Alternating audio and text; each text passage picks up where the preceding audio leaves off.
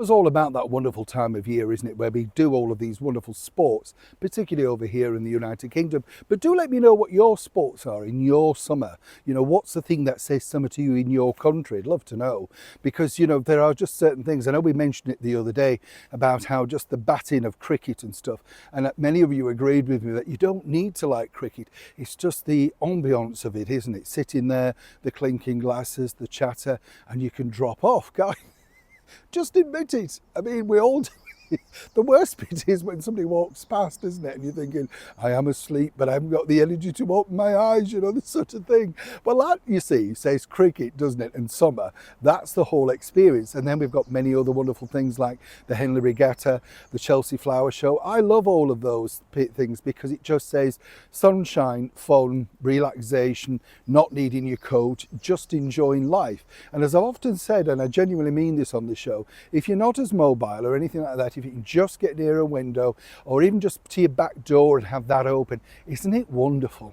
You know what I mean? Not to be cooped up, just to be able to relax a little bit. You know what I'm saying?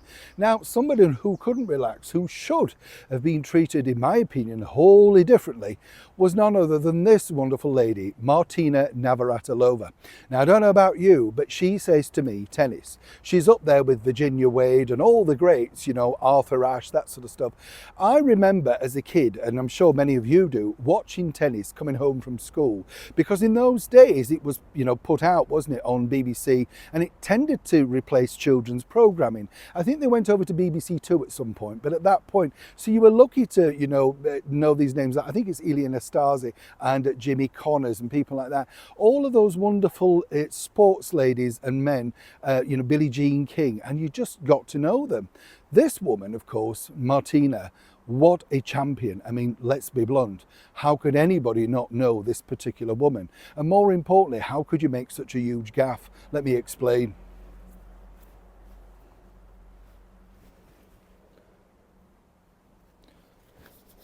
Hi chums, lovely to see you. Thanks so much for joining me. Now, if you've ever been to the Wimbledon, you know, club, the tennis club, marvellous place. Oh yeah, you just think about it as tennis, you know, but you can hire it for weddings, you can hire it for big events and stuff like that. It is incredible when you start to walk around. I had a lovely tour by none other than Judy Murray. Yes, of course, the mother of Andy Murray, our very big, you know, British champion. And she's a lovely lady, you know, and she's just so down to earth explaining it all, you know. And we got on so well because, you know, I'm saying how much, and of course, you know, her being of Scottish ancestry, she understood exactly what we were talking about. She said, well, these are the prices, Neil, you know. I was almost passing out at the price of sandwiches and strawberries and stuff like that. But now it's become a bit of a corporate event, including they have their very own Ivy restaurant out at Wimbledon. Oh yes, this is for the big spenders and all the people that squeeze into the Royal Box for free. You know, the ones I've told you about, right? Now, what was interesting was Martina Navratilova turns up at the Ivy restaurant in Wimbledon, but sadly for her was turned away because she had a little dog, Lulu, with her.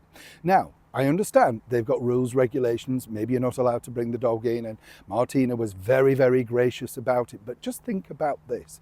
This is that all-encompassing world champion, right? Martina, she wants to dine in your restaurant. Think of the publicity.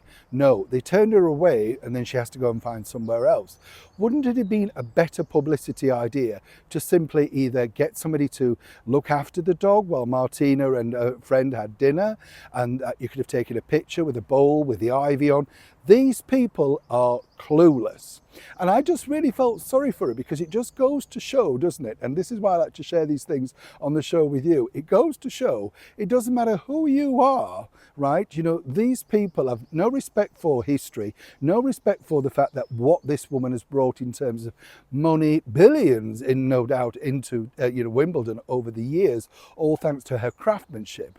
And then suddenly, you know, now she's retired and just commentating, she turns up with a dog, which is obviously very special to her, as all animals are to all of us. But no offer, as I say, to babysit or anything like that. So Martina posts this picture up. She wasn't unkind. She basically said, well, we'll have to look for somewhere else. If that's the Ivy's regulations, you do have to wonder exactly how badly managed the Ivies are up and down, of course, the United Kingdom. I'd love to know if you've ever had an experience like that. It doesn't matter whether you're famous or not, but not really going out of the way to look after you. Do you know what I'm saying? Neil Sean, Kensington, London.